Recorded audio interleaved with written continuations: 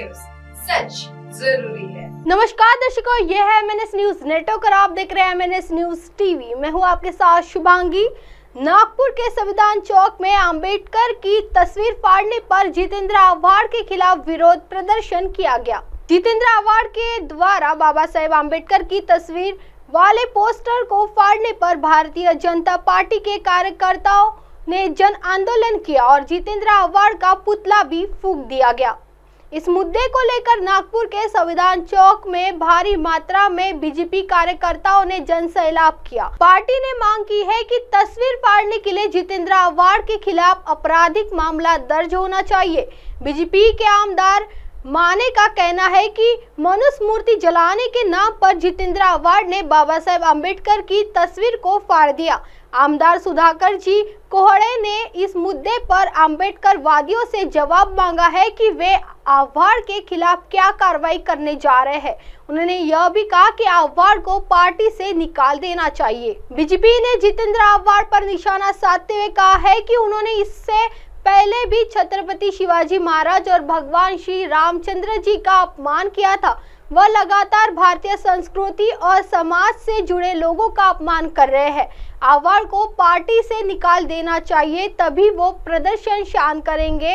आइए जानते हैं क्या है पूरा मामला। कृती काल झालेली आहे, त्यानंतर भारतीय जनता पार्टी आणि अनुसूचित जाती मोर्चा काय कार्यकर्त्यांची भावना आहे? काल महाडच्या चौदार तळ्याच्या ठिकाणी शरद पवारांची अनवरस औलाद असलेल्या जितेंद्र आव्हाडाने ज्या पद्धतीने परमपूज्य डॉक्टर बाबासाहेब आंबेडकरांचा फोटो फाडण्याचं घृणित आणि या महाराष्ट्राच्या पुरोगामी चेहऱ्याला लाजवणारं कृत्य केलं, या कृत्याचा निषेध करण्यासाठी भारतीय जनता पक्षाच्या वतीनं आज आमचे प्रदेशाध्यक्ष बावनकुळे साहेबांच्या नेतृत्वामध्ये संपूर्ण महाराष्ट्रभरातल्या सगळ्या शहरांमध्ये या ठिकाणी आणि राष्ट्रवादीच्या नेत्याच्या माध्यमातून त्या ठिकाणी घडले।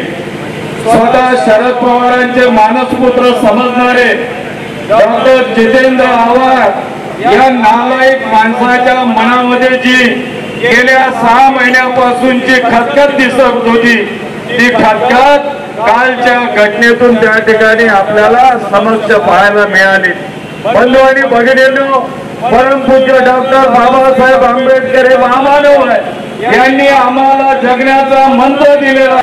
सन्माननीय उपाध्यक्ष श्री धरमपालजी बेशराम, माजी आमदार आमचे मित्र डॉक्टर मिलिंदजी माने, या ठिकाणी उपस्थित करणसिंगजी ठाकूर, अजयजी बोडारे, नागपूर महानगरपालिकेचे माजी उपमहापौर, माजी स्थायी समिती अध्यक्ष श्री संदीपजी जाधव, माजी नगरसेविका सौ उषाताई पायलट, या ठिकाणी उपस्थित नॅशनल कमिशनचे एक्स मेंबर आदरणीय सुभाषजी पारदे, या कार्यक्रमाचे आयोजक आमचे अनुसार उपस्थित आमच्या प्रभावी मार्गदर्शक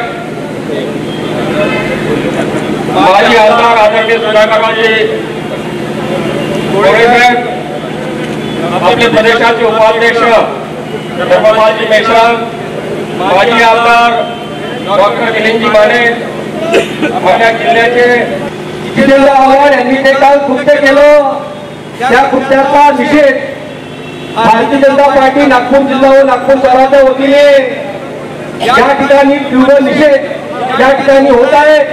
जिल्ह्याचे अध्यक्ष सुधाकररावजी कोहड़े साहेब या ठिकाणी आलेले आहेत।